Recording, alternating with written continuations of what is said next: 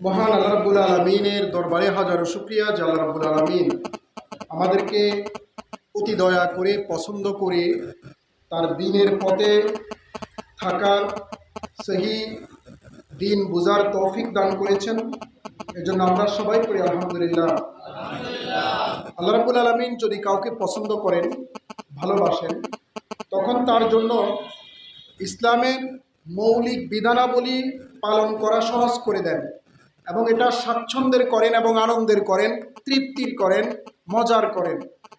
আর আল্লাহ রাব্বুল আলামিন যদি কাউকে অপছন্দ করেন, তখন ইসলামের মৌলিক বিধানাবলী প্রতিপালন করা তার জন্য কষ্টসাধ্য হয়, বিরক্ত লাগে, মন খারাপ হয়, ত্যক্ত বিরক্ত হয়। এমন অনেক লোক আছে মসজিদে ঢুকবে বন্ধুর কারণে ঢুকবে, যখন সালাত পড়বে ইমাম লম্বা কেরাত পড়লে তার খারাপ লাগবে এবং মসজিদ থেকে কখন বেরিয়ে যাবে একটা তাড়না কাজ করে।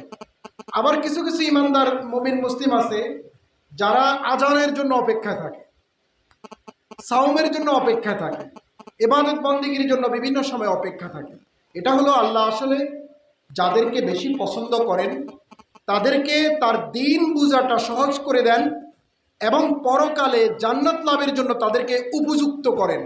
সেই হিসেবে আমরা সবাই পড়ি আলহামদুলিল্লাহ যে এই যে সালাফি প্রতিষ্ঠানগুলো দারুল ইসলাম নামে আপনারা বিভিন্ন কার্যক্রম এই অঞ্চলে চালাচ্ছেন, এটা আসলে সহজতর কোনো ব্যাপার নয়। তার কারণ মক্কা এবং মদিনার ইসলাম মক্কার মদিনা থেকে শত মাইল দূরে আপনারা এটাকে ধারণ করেন, লালন করেন এবং এটাকে বিশুদ্ধ মনে করে ইবাদত বন্দেগীতে অধিকতর প্রায়োরিটি দিয়ে এটাকে পালন করেন। এটা আল্লাহর একটা মেহেরবানি এবং দয়া ছাড়া আর কিছু নয়। আমরা রাসূল আকরাম সাল্লাল্লাহু আলাইহি ওয়াসাল্লামের প্রতি হাজারো দুরূদ পেশ করছি। আমরা সবাই পড়ি আল্লাহুম্মা সাল্লি আলাইহি আল্লাহুম্মা বারিক আলাইহি। যে রাসূল আকরাম সাল্লাল্লাহু আলাইহি সাল্লামকে আল্লাহ রাব্বুল আলামিন মানবতার শিক্ষক করে প্রেরণ করেছেন এবং যিনি ইসলামের যাবতীয় বিধিবিধানগুলোকে যথাযথ বাস্তবায়নের মাধ্যমে তার জীবদ্দশায় কিয়ামত পর্যন্ত আগত প্রজন্মের জন্য একটি উজ্জ্বল দৃষ্টান্ত উপস্থাপন করে গেছেন, মডেল উপস্থাপন করেছেন। নতুন করে ধর্মের ভিতরে ইবাদতের চাদরে সোয়াবের আশায় কোনো বিধান নতুন করে সংযোজনের কোনো সুযোগ আর নাই। যদি কেউ করে সেটাকে বেদাত বলা হয়েছে। বেদাত এত গর্হিত কাজ, এত জঘন্য, বেদাত করলে বোঝা যায় রাসূল নবুয়তের দায়িত্ব পালনের কালে কিছু কাজ অবশিষ্ট রেখেছে, আপনি ওইটাকে পরিপূর্ণতা দিচ্ছেন। বেদাতের মাধ্যমে বোঝা যায় যে আল্লাহ মহাগ্রন্থ আল কোরআনে সার্টিফাই করছেন যে দ্বীন পরিপূর্ণ, কোরআন পরিপূর্ণ, কিন্তু আপনি বলছেন যে না, কিছু ইবাদত অবশিষ্ট আছে।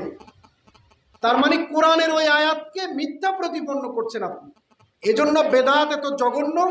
সারা পৃথিবীর সকল জুমার সালাতে মসজিদের ইমাম সকল মসজিদে এই হাদিসটা পড়ে, কুল্লু বেদাতিন দলালা ওয়া কুল্লু দলালাতিন ফিন্নার। প্রত্যেকটি বেদাত গুমরাহি, পথভ্রষ্টতা, আর প্রত্যেকটি পথভ্রষ্টতা মানুষকে নিয়ে যাবে কোথায়? জাহান্নামে। এজন্য নতুন করে করার কোনো সিস্টেম নেই। এই অঞ্চল সপ্ত শতকে, বিশেষ করে নবুয়তের সপ্তম বর্ষে রাসূল সাল্লাল্লাহু আলাইহি সাল্লামের ৫ জন সাহাবীর মাধ্যমে, ব্যবসায়ী সাহাবিক বণিক দলের মাধ্যমে চট্টগ্রাম বন্দর হয়ে চীনের কোয়াংটা সমুদ্র বন্দর পর্যন্ত তারা গিয়েছে। তারা ইসলাম প্রচার করেছে। রাসূল সাল্লাল্লাহু আলাইহি সাল্লামের ইন্তেকালের ৬৯ বছর পর ৮৯ হিজরিতে বাংলাদেশে লালমনিরহাটে ইসলাম আগমন করে এবং ১৯৯০ সালে মানুষ লালমনিরহাটে ঝোপঝাড়ের ভিতরে মানুষ পরিষ্কার করতে গিয়ে দেখে যে পাথর কাটতে কাটতে দেখে যে মসজিদের ধ্বংসাবশেষ। প্রত্নতত্ত্ববিদ যারা আর্কিওলজিস্ট, তারা এটাকে খনন করে তারা একটা পাথর পান, সেই পাথনে লা ইলাহা ইল্লাল্লাহ মুহাম্মাদুর রাসূলুল্লাহ লেখা আছে এবং সেখানে এই সনটা লেখা আছে, হিজরি সনটা। ওইটা দ্বারাই আর্কিওলজিস্টরা গবেষণা করে বের করলেন যে এটা রাসূলের সময়ের পরবর্তী সময়ের মসজিদ এবং এই অঞ্চলে সাহাবীদের আগমন ঘটেছে। স্পেশালি আপনারা জানেন এই অঞ্চলে যখন আদালত প্রতিষ্ঠা করছে মোগল আমলের পরে, প্রথম বোম্বে, তারপরে মাদ্রাজ, এরপরে আপনার আদালত প্রতিষ্ঠা হয়েছে কলকাতা। এই আদালতগুলো প্রতিষ্ঠা হয়েছে এখন, কিন্তু রাসূল সাল্লাল্লাহু আলাইহি ওয়াসাল্লামের ইন্তিকালের মানে ১৫০ বছরের মাথায় এখানে ইসলামিক এই আদালত প্রথা তখন ছিল। এখনও চেন্নাইতে ২ জন সাহাবীর আপনার সমাধি আছে এবং চীনের কোয়াংটা বন্দরে ওই সাহাবীদের নামে তাদের নিজ নিজ সমাধি আছে এবং তারা যে কোন কালে এখানে এসছে ধর্মপ্রচারে সেটাও খোদাই করা, তাদের নেম ফলক খোদাই করা লেখা আছে পাথরে। এই অঞ্চলের মানুষের দিন প্রচারের, বিশেষ করে আপনার দিল্লিতে জামিয়া মিল্লিয়া দিল্লি ইউনিভার্সিটি হয়েছে, দিল্লি ইউনিভার্সিটির আগের যে ভার্সন মিয়া মোহাম্মদ নাজির হোসেন, যিনি সকল মাসলাকের কাছে গ্রহণযোগ্য ব্যক্তি ছিলেন, আব্দুল আজিজ মুহাদ্দিস দেহলভি, আব্দুল হক মুহাদ্দিস দেহলভি, তাদের দর্শে বসতেন রশিদ আহমেদ গাঙ্গুহি। এরপরে আপনার যারা দেবন মাদ্রাসা প্রতিষ্ঠা করেছে, এটা হয়েছে দেবন মাদ্রাসা প্রতিষ্ঠা হয়েছে ১৭৬৬ সালে, তারও আগে ১৭৮০ সালে, ১৮৬৬ সালে, ১৭৮০ সালে কলকাতার কিছু ধনাঢ্য ব্যক্তি তারা ইংরেজ সরকারের কাছে অনুরোধ করেছে যে আমাদের ছেলেগুলো তো সব নষ্ট হয়ে যাচ্ছে, আমরা প্রতিষ্ঠান করতে চাই। তখন তাদেরকে মুসলমানদের বণিক শ্রেণী তারা টাকা দিয়ে কলকাতা আলিয়া ইউনিভার্সিটি প্রতিষ্ঠা, কলকাতা মাদ্রাসা প্রতিষ্ঠা করেছে। তখনও দেবন্দ হয়নি। তারপরে প্রেসিডেন্সি কলেজ, হিন্দু কলেজ, তারপরে এসে ১৮২০ সাল, ৩৫ সাল, এরপরে এসে ১৮৬৬ সালে দেবন মাদ্রাসা প্রতিষ্ঠা হয়েছে। কিন্তু তার আগে প্রথম একাদশ শতকে কাশ্মীরে প্রথম মাদ্রাসা প্রতিষ্ঠা হয়। কাশ্মীরে না, আজমিরে সর্বপ্রথম মাদ্রাসা প্রতিষ্ঠা হয় এবং এই মাদ্রাসা শিক্ষাটা ছিল শুধু আলেম ওলামা কেন্দ্রিক। বট গাছের নিচে, অশ্বত্থ গাছের নিচে, মক্তবে, মসজিদে এইভাবে তারা করত। যেই মানুষ এই অঞ্চলে মারা যেত, বিদেশি, তাদের সকল সম্পত্তি মাদ্রাসায় ডোনেট করা হতো এবং যেই লোক কোনো সন্তান নাই তাদের সব সম্পত্তি মাদ্রাসায় ডোনেট করা হতো। যিনি ইমাম ছিলেন সমাজের, তিনিই ছিলেন মাদ্রাসার শিক্ষক, তিনিই ছিলেন বিচারক এবং টোটাল মোগল আমলে ৪ বছর ৪ মাস ৪ দিন যদি কোনো মানুষের সন্তানের বয়স হতো তখন ইমামের কাছে মক্তবে মসজিদে তাকে আনা হতো। সে সূরা ইকরা, সূরা আলাকের প্রথম ৫ আয়াত পড়ে ফু দিতেন এবং তাকে ধর্মশিক্ষা দিতেন। রিলিজিয়ন অ্যান্ড এডুকেশন এটা কম্বাইন্ডলি একসাথে চলতো। আজকে আমরা এডুকেশন অ্যান্ড রিলিজিয়নকে ভাগ করেছি। আমরা শিক্ষার জন্যে কি করেছি, English medium, Bangla medium, college, স্কুলগুলোতে ছেলেদেরকে পাঠাই, আর ধর্মশিক্ষার জন্য নুরানি মক্তব মাদ্রাসাগুলোতে আমরা পাঠাই। কেউ কেউ ২ ছেলে থাকলে ২ ছেলেকে ২ জায়গায় পাঠায়। শিক্ষা ব্যবস্থার বিবর্তনের কারণে একজন দেখা যাচ্ছে শার্ট প্যান্ট পরে, দাড়ি টুপি পরে না, মাঝে মাঝে ঈদে বা শুক্রবারে সালাদ পড়ে, বাকিগুলো সে পড়ে না। সে কলেজ বা বৈশ্বিক জীবনে বৈশ্বিক পড়াশোনা শিক্ষা ব্যবস্থায় সাধারণভাবে সে পড়াশোনা শেষ করে। আরেকজন যিনি মাদ্রাসা পড়ে ইসলামী শিক্ষা শিক্ষিত হয়, তিনি দাড়ি টুপি রাখেন, আলেম ওলামা সাজেন হন এবং তিনি ধর্মীয় কালচারে বেড়ে ওঠেন। কিন্তু কথা কিন্তু এমন ছিল না। কথা ছিল বিং এ মুসলিম, একজন মুসলমানের সন্তান হিসেবে ধর্মীয় শিক্ষা সবাই গ্রহণ করা তার জন্য বাধ্যতামূলক।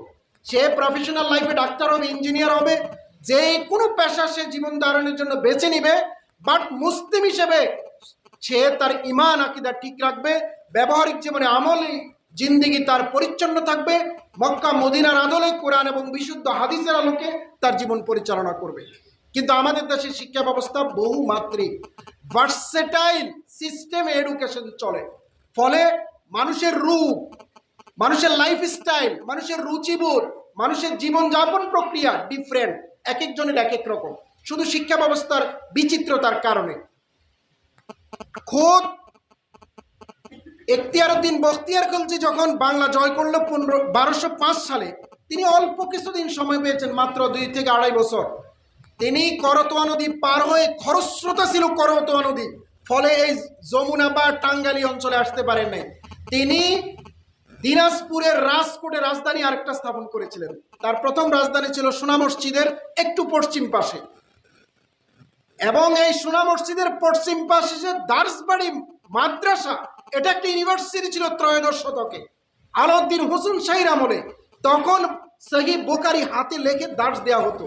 1600 সালে শরফুদ্দিন আবু তাওয়ামা ঢাকা থেকে 16 মাইল পূর্ব দিকে আসলে মুগরাপাড়া গ্রাম, এই গ্রামের 3.5 কিলোমিটার পূর্ব দিকে পাখি ঢাকা ছায়া ঢাকা এক শান্ত অঞ্চল, এরই নাম সোনারগাঁ। এখানে শরফুদ্দিন আবু তাওয়ামা সহিহ বুখারীর দার্স দিতেন।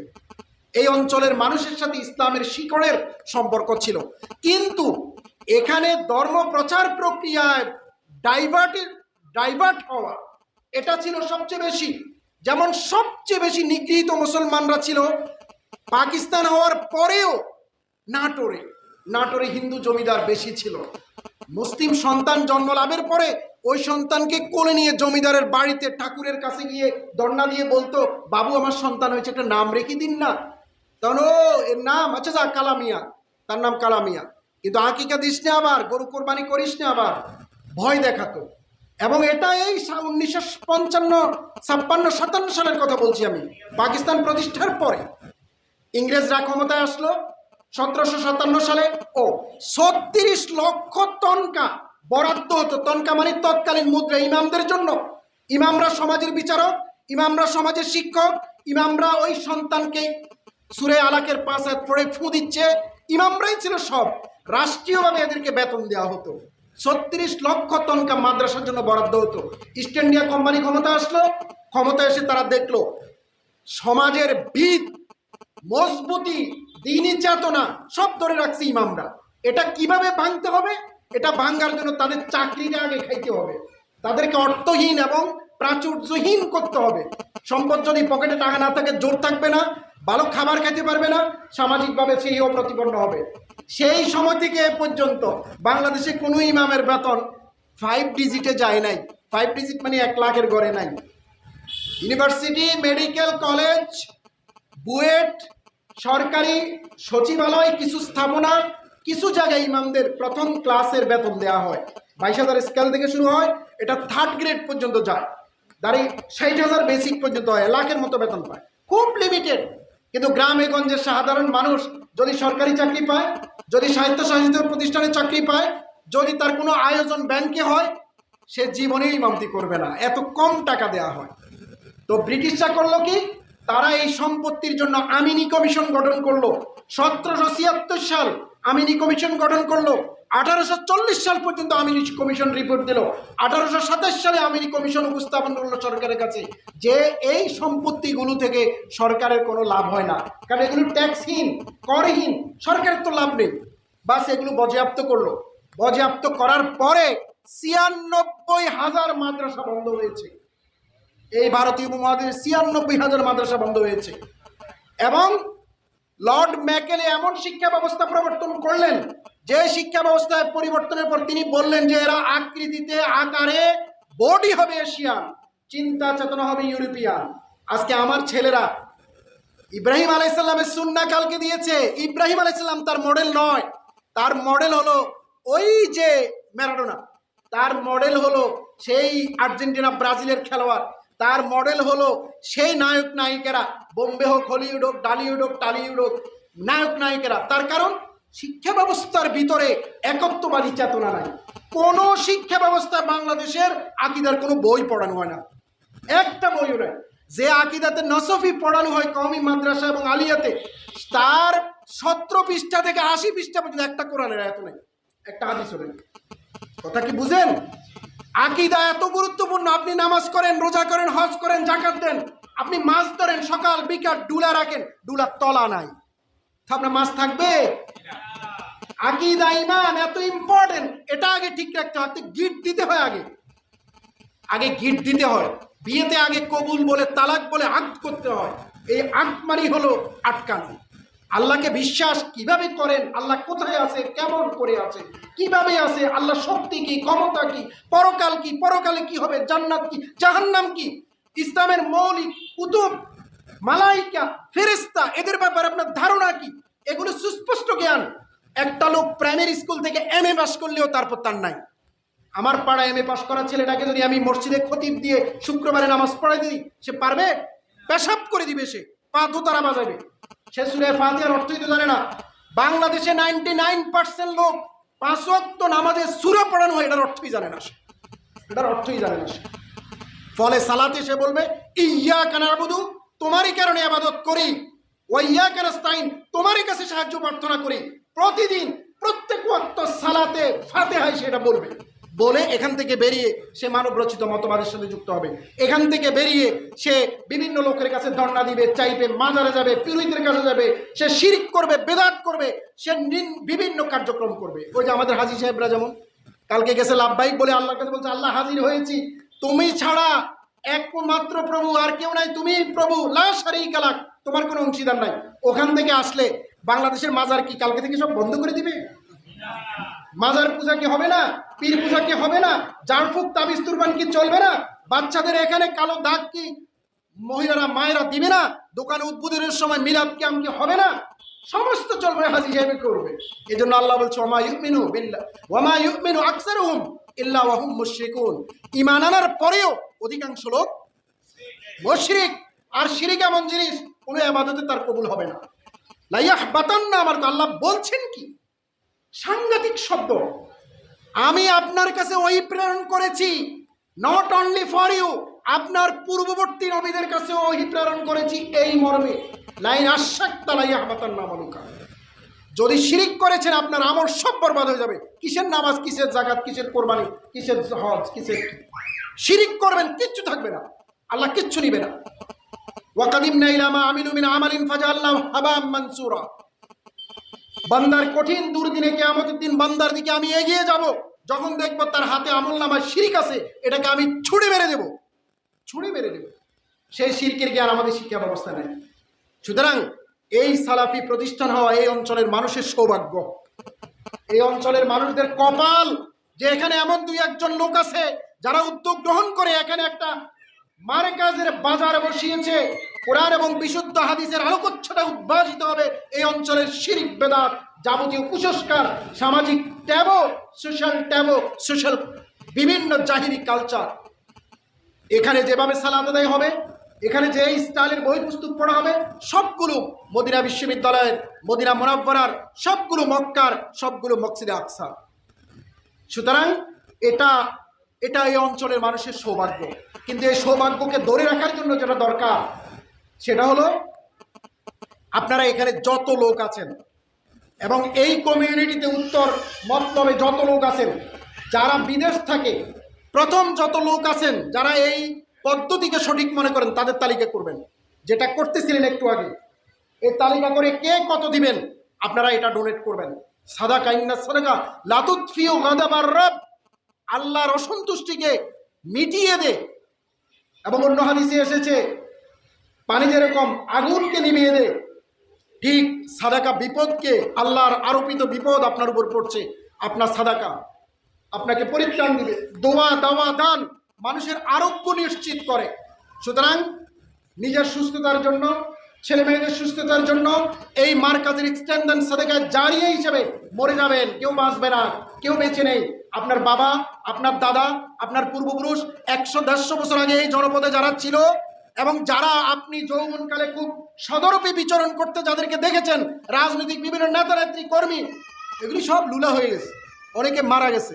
এই জগতে কেউ বাঁচার জন্য আসে না, কেউ বাঁচবে না।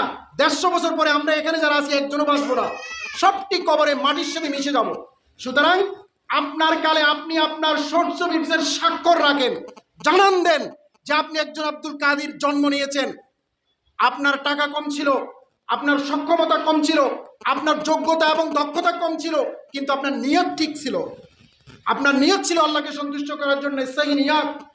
এই সাধ্য অনুযায়ী দানের 6টা সিগমেন্টে কোরআনে আয়াত আসছে। তোমরা প্রকাশ্যে দান করো, গোপনে দান করো, তোমরা রাতে দান করো, দিনে দান করো, তোমরা সচ্ছল অবস্থায় দান করো এবং তোমরা অসচ্ছল অবস্থায় দান করো। একটা খেজুর আছে, ওটা থেকে কিছু অংশ আপনি দিবেন। সুতরাং 10 টাকা দিলে কোনো সমস্যা নাই, কোনো লাজ লজ্জা নাই, সবাই টাকা দিবে, বাদ যাবে না কোনো কিছু। এবং যারা টাকা দিতে পারবেন না, বাসায় একটা চাউলের রান্না করার সময় 1 মুষ্টি করে চাল ফেলবেন, ফেলে একটা ফান্ড করবেন। 1 মাস পরে ওই চাল দেখবেন যে 2 কেজি হবে। এভাবে 30 জনের 30 কেজি 60 কেজি আসুক না, ছেলেপেলেগুলো এখানে পড়াশোনা করবে। কিয়ামতের যতদিন এই প্রতিষ্ঠানে মার্কাজ, এই দিনই হালাকা, এই দিনই জাগরণ যতদিন অব্যাহত থাকবে, ততদিন আপনার কবরে সব যেতে থাকবে। এর চাইতে সেরা কাজ জগতে আর কিছুই নেই। পবিত্র কোরআনে এত পরতে পরতে দানের কথা আসছে, লান তানালুল বির হাত্তা তুনফিকু মিম্মা তুহিব্বুন, যেটাকে ভালোবাসো ওটাকে ত্যাগ না দিলে পুণ্য অর্জন হবে না। এই যে ইব্রাহিম আলাইহিস সালাম 3 বার তাকে স্বপ্ন দেখানো হয়েছে, মানে কত ভয়াবহ স্বপ্ন। তিনি ঘুরেই দেখেন যে আরে প্রিয় জিনিস তো আমার সন্তান, কোরবানি দিতে চলে আসছেন কোথায়? সিরিয়া থেকে 100 মাইল দূরে। অথচ এই 13 বছর আগে এই সন্তানকে রেখে তিনি চলে গেছিলেন। যেখানে 13 বছর আগে মা সন্তানকে রেখে চলে যাচ্ছেন, খাবার নাই, পানিও নাই, ঘর নাই, বাড়ি নাই, লোক নাই, গাছ নাই, পালা নাই, কিচ্ছু নাই, এই অবস্থায় রেখে চলে যাচ্ছেন। এই যে আল্লাহর প্রতি কত সীমাহীন বিশ্বাস, ত্যাগের পরাকাষ্ঠা প্রদর্শনের ঐতিহাসিক নজির মানব সভ্যতার ইতিহাসে আরেকটা নাই। মহিলা বলছেন, হাজেরা, আমাকে কি আমার অপরাধে রেখে যাচ্ছেন? বেওয়াদিন গায়রাজি জারাইন, এমন জায়গা যেখানে ল্যান্ড কাল্টিভেশন নাই, চাষবাস হয় না। বলছে না, এটা আল্লাহর আদেশ। তখন বলছে লাইয়ুদিন আল্লাহ, তাহলে আল্লাহ আমাকে ধ্বংস করবেন না। ইজান লাইয়ুদিয়ান আল্লাহ, তাহলে আল্লাহ আমাকে ধ্বংস করবেন না। কিতনা হি ঈমান থা, কতটা ঈমান, ঈমানের তেজটা কেমন, গভীরতা কেমন, কতটা সার্থক ঈমান। আজকে আমাদের মাঝে মাঝে অ্যাসিড টেস্ট করলে দিলে ভালো, যে কোরবানির গরু দিচ্ছেন আপনি আল্লাহর জন্য না, তো গরুটা পুরোটা দান করে দেন, মানুষ মাংস নিয়ে নেন, আপনি চলে আসেন। তখন দেখা যাবে কতজন ইমানদার আসলে আল্লাহর জন্য কোরবানি দিয়েছে। কোরবানি দিয়েছেন সব সময় বড় গরু, 1 বছর একটা ছাগল দেন, এবং ছাগল দিয়ে এটা কিছু খান, বাকিটা পুরোটা দান করে দেন, দেখেন আপনি টিকেন কিনা। এরকম অ্যাসিড টেস্ট আমাদের জীবনে 1 বার 2 বার হওয়া উচিত কিনা বলেন? উচিত। তাহলে সত্য মিথ্যার পার্থক্য বোঝা যাবে। আপনারা এখানে যে মাদ্রাসা দিবেন, এগুলো মক্কা মদিনার আদলে।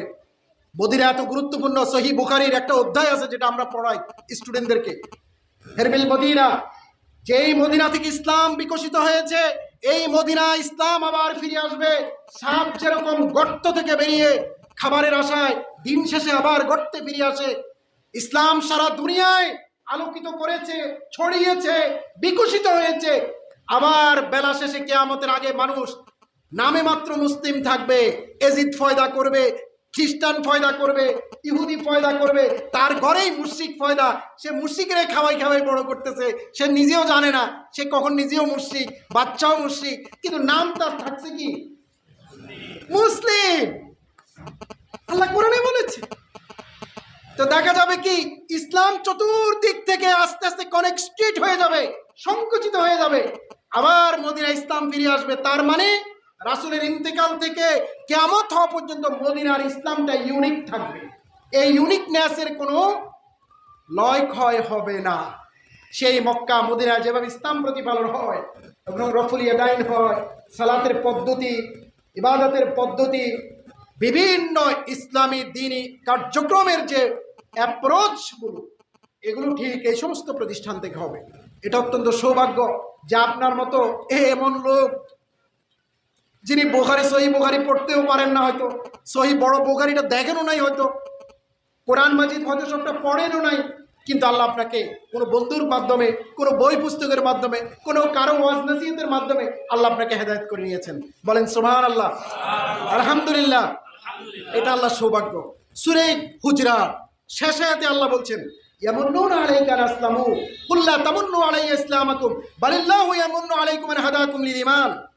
ইসলামের প্রথম যুগ, কিছু সাহাবীরা রাসূলের ডানে বামে ঘুরে এমন একটা ভাব নেই যে ইসলাম ধর্ম গ্রহণ করে রাসূলের উপর তারা অনুগ্রহ করেছে, নচেত রাসূল ঠিকই নিয়মিত মার খেতেন।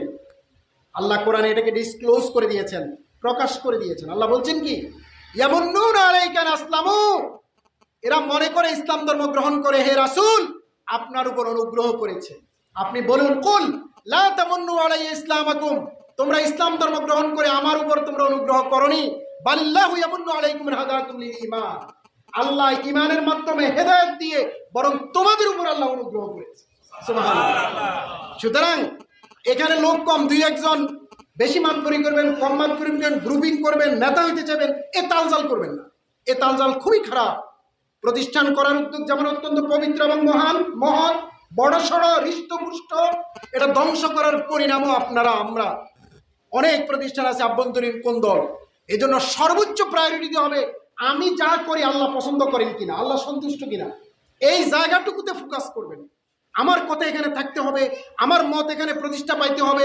আমার কথা না থাকলে, আমি সভাপতি না থাকলে এই সমস্ত বেয়াদবিপূর্ণ জাহিলিপূর্ণ কাজ কারো মাথায় আপনারা রাখবেন না। তার মানে 1 নাম্বার হলো টাকা দিবেন মান্থলি, 2 নাম্বার হলো মহিলারা দিবে কি, চা, 1 মুষ্টি চাউল। বাদ যাবে না কোনো পরিবার এবং কোনো শিশু। তার কারণ এই চাউল মানে চাউল না, চাউল মানে মাসের শেষে বিক্রি করে শুধু টাকা না, চাউল মানে এই চেতনার সাথে আপনি আছেন। চাউল মানে প্রতিদিন আপনি এটাকে নজরে রেখেছেন, মনে রেখেছেন, শয়নে স্বপনে জাগরণে এটাকে আপনি ধারণ করে আছেন। আপনার চেতনার সাথে, আপনার রক্তের সাথে, আপনার বিশ্বাসের সাথে, আপনার অস্তিত্বের সাথে এটা মিশে আছে। এটা হলো চাউল। এজন্য চাউল দিবেন এবং যখনই সময় পান তখনই এখানে এসে বসে থাকবেন, এই মসজিদে বসে থাকবেন। 3টা লোক বসে থাক, 4টা লোক বসে থাক, তার মানে এটার অভিভাবক আছে, এটা পিতামাতাহীন না। কারণ আমাদের দেশে যত কিছুই আপনি রেখে যান অভিভাবকহীন, দেখবেন এটা লুটপাট করে নিয়ে যাবে। এটা নিজের মনে করে মানুষ, বুঝেন নাই, গনিমতের মল মনে করে লুটপাট করে নিয়ে যাবে। আর 3 নাম্বার কথা যেটা বলবো সেটা হলো কোয়ালিটি এডুকেশন। শুধু এডুকেশন দিলেই হবে না, আপনার এখানে অন্য ছেলেমেয়েরা পড়তে আসবে কেন? যখন অন্য প্রতিষ্ঠানের চাইতে এটার পড়াশোনার পদ্ধতি স্ট্যান্ডার্ড হবে তখনই আসবে। Saint John's, Holy Cross, Notre Dame college, এগুলি কি মুসলিমদের না খ্রিস্টানদের? খ্রিস্টানদের। তো এগুলিতে পড়ে কি শুধু খ্রিস্টানরা না মুসলমানরা?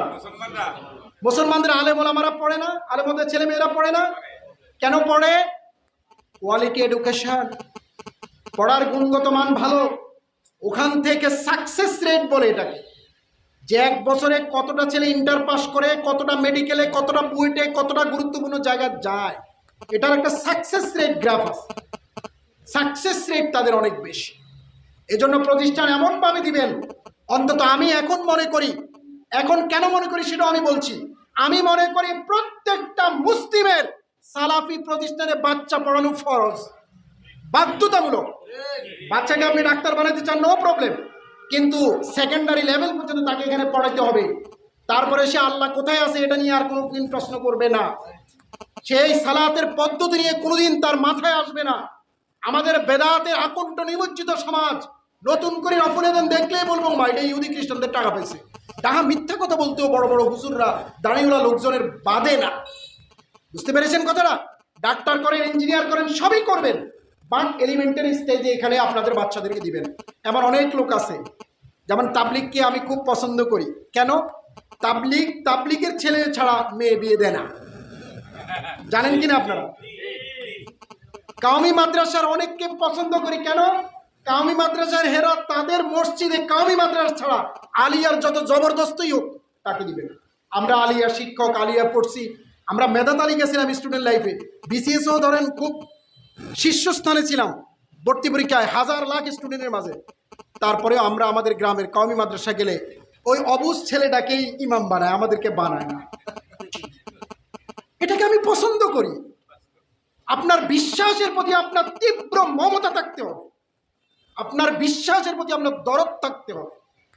সুতরাং আপনারা আপনাদের সন্তানদেরকে এখানে দিবেন। নিজে আগে খেস বাদে দরবেশ, নিজের সন্তানদেরকে এখানে দিবেন। তারপরে আপনি ছেলেরা বড় হলে তারপরে অন্য প্রতিষ্ঠানে তাদেরকে নিয়ে যাবেন।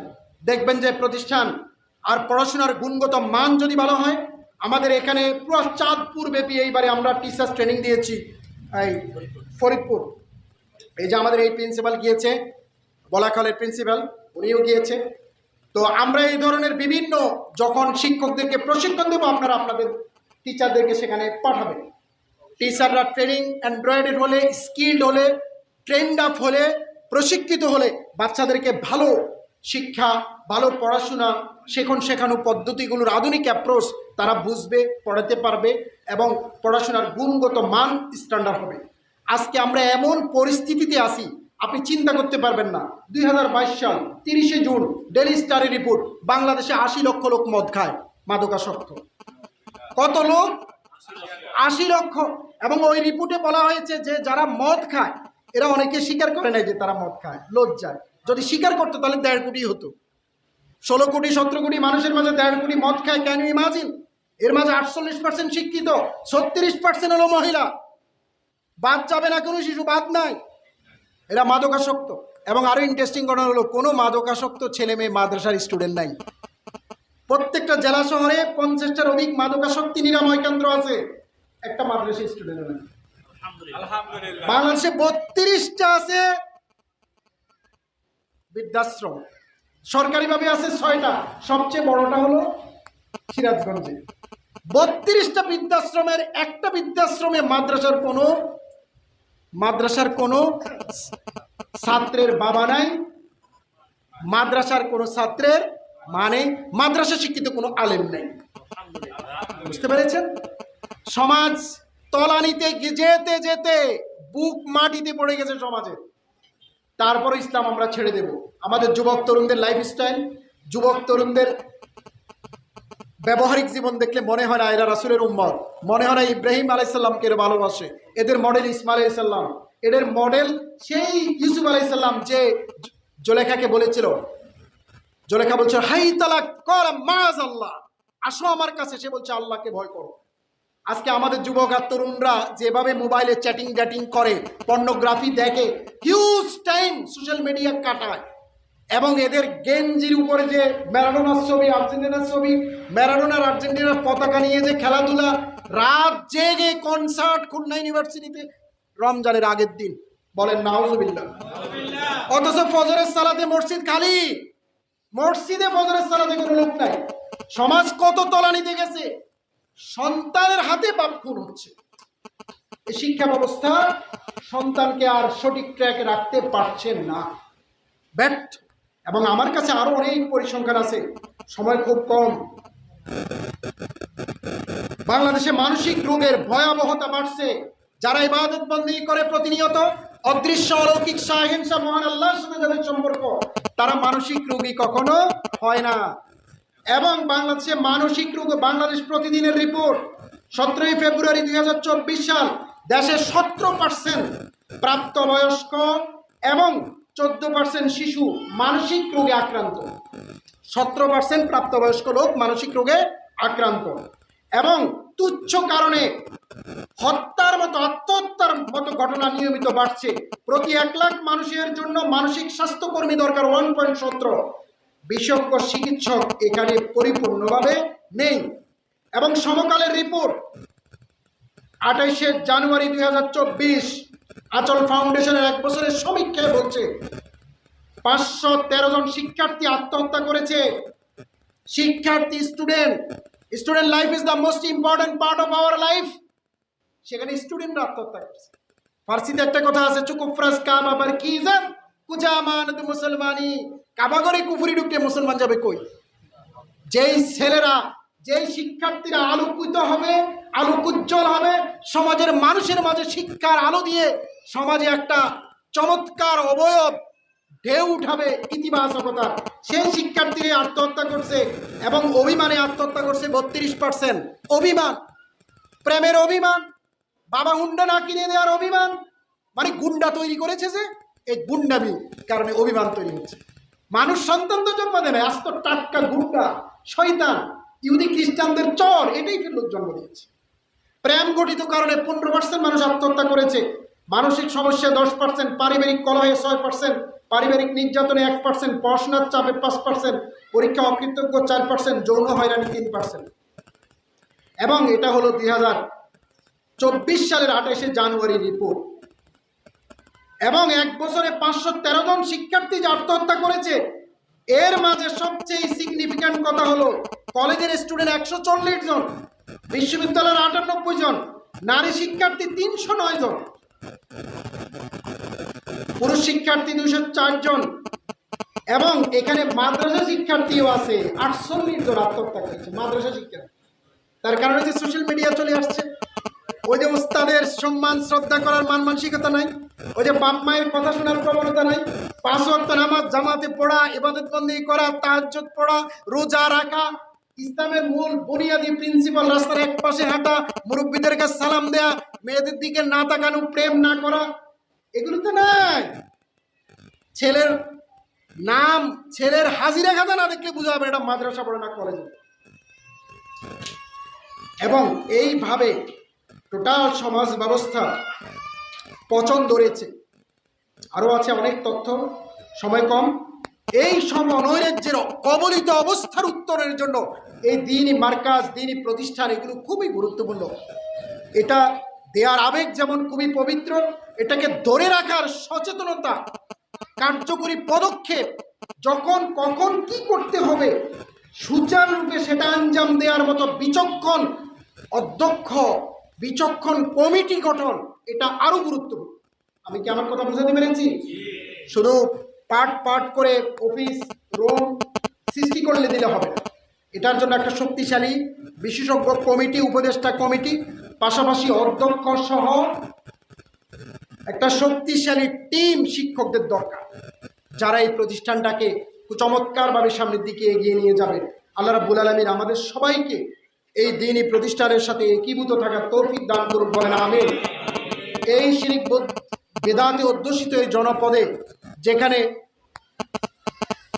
যেখানে আকাশে চিল, মানে চিলে কান নিয়ে গেছে, আকাশের দিকে তাকিয়ে আছে কিন্তু কান ধরে দেখে না, দুনিয়ার সমস্ত কাজ হিসাব নিকাশ বুঝে খুব ভালো, জমি কিনবে, আরএস সিএস বিএস মিউটেশন, শত্রু সম্পত্তি কিনা, খাট জমি কিনা, আগে বিক্রি হয়েছে কিনা, সম্পত্তি উত্তরাধিকারী মেয়ে কন্যাদেরকে না দিয়ে বিক্রি করতেছে কিনা, সব হিসাব নিকাশ করে। যে লোক খুব বোকা সেও ভূমি অফিসে কিছু টাকা দেয় না, দিয়ে এটা কালেক্ট করে। বাজারে আলু কিনবেন, পটল কিনবেন, শিম কিনবেন, মাছ কিনবেন, তরকারি কিনবেন, গ্রোসারি পণ্য কিনবেন, সবটা টিভি দেখে ঠিক আছে কিনা, দাম ঠিক আছে কিনা, পরিমাণ ঠিক আছে কিনা।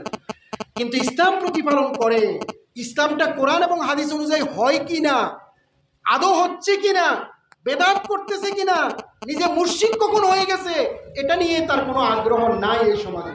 অনেক বড় বড় জবরদস্ত আলেম, লম্বা পাঞ্জাবি, বড় বুজুর্গ ব্যক্তি দেখতে, কিন্তু আসলে টাটকা বেদাত, টাটকা বেদাতি, টাটকা শয়তান। যেখানে আল্লাহ বলছেন ফাযাক্কির ফাইন্নাজ যিকরা তানফাউল মুমিনিন, আপনি বিশ্বাসীদের উপকারে আসবে, তাদেরকে উপদেশ দেন। আল্লাহ অন্য আয়াতে বলছে ফাযাক্কির বিল কোরআন মান ইয়াখাফু ওয়াঈদ, আপনি উপদেশ দিবেন কোরআন দিয়া।